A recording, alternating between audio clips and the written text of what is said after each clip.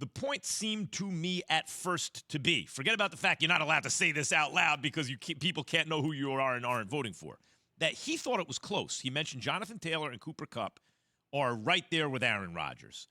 Now, I don't think there's anything wrong with saying if it's close, I want to give it, the tiebreaker to me is off the field whatever, because that can affect the locker room, whatever else. A lot, like, in other words, I wouldn't make the argument for Cooper Kupp or Jonathan Taylor, but if someone said it's close between Rodgers and Brady, and I think Brady's leadership in these different ways is better than Rodgers, I'm going to give it to Brady. Now, I disagree. I think my vote would go to Rodgers for MVP if I had a vote.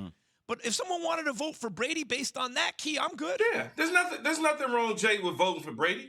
There's nothing wrong voting for Jonathan Taylor. But clear-cut, in my opinion, is Aaron Rodgers as the MVP.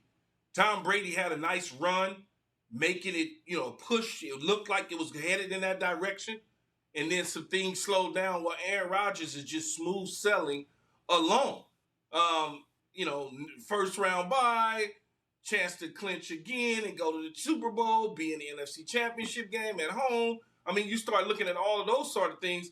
To me, he's a clear-cut favorite. Cooper Kupp is offensive player of the NFL. He's an offensive player. That's as far as I would go with Cooper Kupp. I think Argus's comments are ridiculous. Both his comment about Aaron Rodgers being a bad guy, and I think he gave a BS apology. His apology was about sharing his opinion publicly. It wasn't about the actual opinion, right? It was about sharing it publicly. And this just calls into question for me whether the Associated Press should actually be the arbiter of the NFL award, MVP award. Anyway, when you have people like this who are willing to go out there and call somebody a bad guy, can we just talk about sports, please? Like, can we talk about on-the-field performance, Max?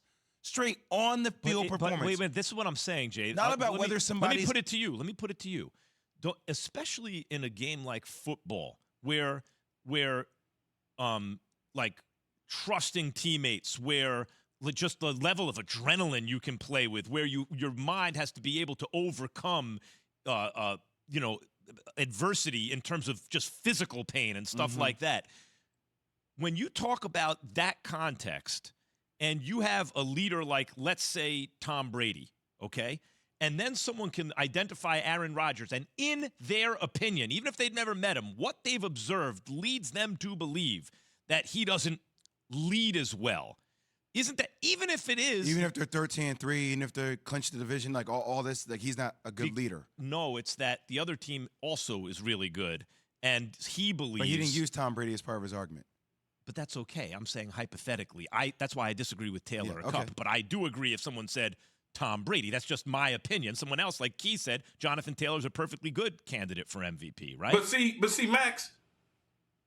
Yeah. If you don't believe that somebody's a great leader, especially a quarterback, they're not going to be any good. Thank you, Key. Bad quarterbacks. Bad leaders at quarterback aren't any good. They can't play football. Every single quarterback that's good is a hell of a leader. Okay, but you could still think there are degrees of leadership, and one is lacking compared to another.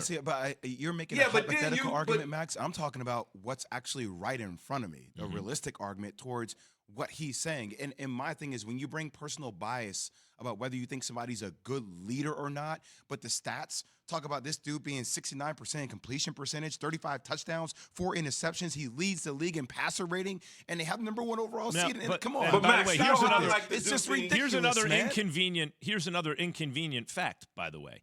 Now, while it is true you can get COVID whether or not you're vaccinated, obviously many people have.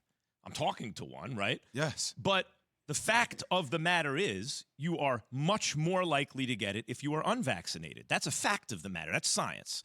And Aaron Rodgers is unvaccinated and got COVID and missed the game. Now, is he that much better than Tom Brady this year that Brady can play an extra game? He is leading the league. Brady is in touchdowns, completions, attempts, the whole thing, and still be better than Brady. By the way, my answer is yes by a little bit. But it would be legitimate, Diana, I think. Diana Rossini joins us in studio. If someone else said, no, I think it's too close, that if Brady's played an extra game, that it should go to Rodgers. I think Aaron Rodgers deserves to be the league MVP. And I don't think it's an argument. Just because Tom Brady played one extra game and perhaps has a little difference in a stat because of that. Jay touched on it. The fact that we are judging, or at least this reporter is judging Aaron Rodgers based on just how he feels about him. I was trying to think of another award out there, something that everyone else can relate to, like the Oscars, let's say, right? When an actor wins that award, we don't care about what he does away from the movie, right? Don't we just watch the movie? No, or at least those are major campaigns by studios to try to promote their person. They promote them, but it's based on their body of work. It's based on what they put on film. At the end, they don't care. Let's just say Russell Crowe as an example right now, right? So Beautiful mind. let's just say he had some situations away from the movies that perhaps would make us judge him as a person, as a man. Do you think that has any effect on whether or not Yes.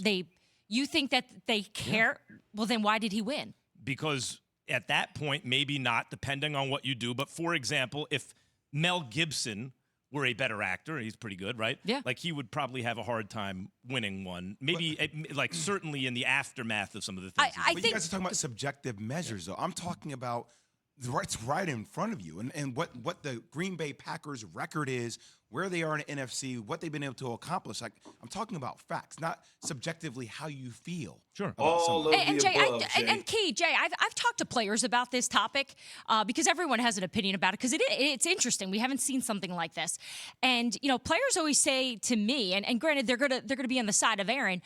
I had one player say to me yesterday, "This guy doesn't know Aaron. He doesn't know what he's like in the locker room. He thinks he knows." Thanks for watching ESPN on YouTube. For live streaming sports and premium content, subscribe to ESPN Plus right now.